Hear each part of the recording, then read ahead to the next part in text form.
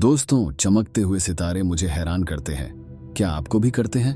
रुको एक मिनट, लेकिन कुछ सितारे इतना क्यों चमकते हैं? दोस्तों, वहां आसमान में कोई हीरे नहीं है। उनमें से कुछ सिरते और कुछ सुपरनोवा है।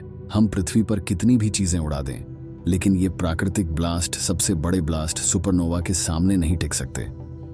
जब एक तारा अपने उच्च स्थल तक पहुंचता है और फट जाता है तो वो सुपरनोवा बन जाता है। अगर हम उसके नजदीक हों तो पृथ्वी पर जीवन पर क्या बदलाव होगा?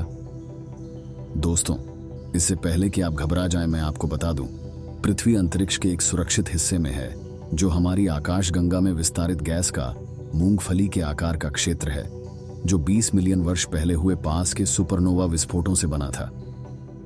इन विस्फोटों ने गैस, धूल और यूरेनियम और सोने जैसे भारी तत्वों को पृथ्वी पर फैलाकर हमारे सौर मंडल को आकार देने में मदद की। इन सुपरनोवा के बिना हमारे पास कोई चमकदार सोने की चमक या शक्तिशाली परमाणु रिएक्टर नहीं होता। तो आप सचमुच अपने भाग्यशाली सितारों की गिनती कर सकते हैं।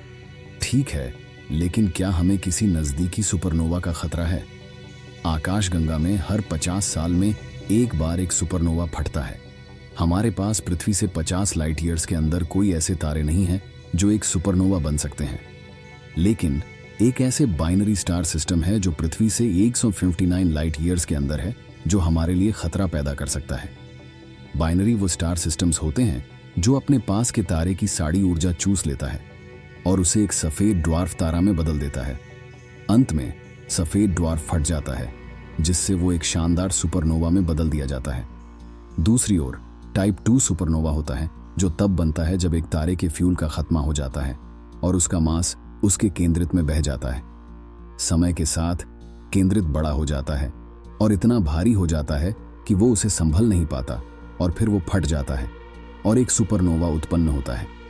जब ये फट जाते हैं तो इसके साथ एक ताकतवर रेडिएशन का झटका होता है, जो कि 50 लाइट ईयर्स के अंदर किसी भी चीज को मार सकता है।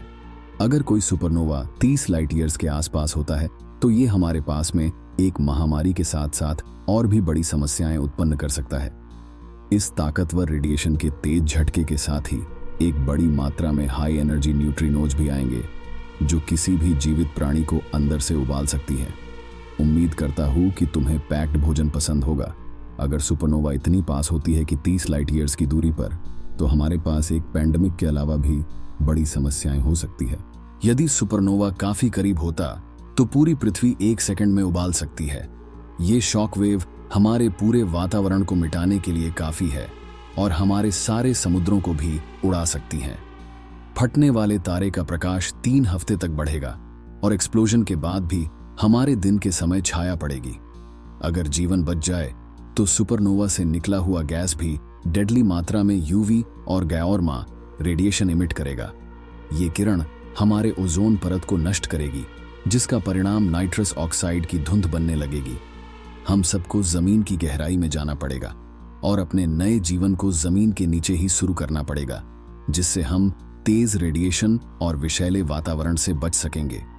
उदाहरण के लिए, इसमें परिवर्तन और घातक कैंसर में वृद्धि होगी और इस सब का उपरूपण हमारे फाइटोप्लैंक्टन, जो धरती पर फोटोसिंथेटिक गतिविधि का लगभग 50% हिस्सा है, वो खत्म हो जाएंगे।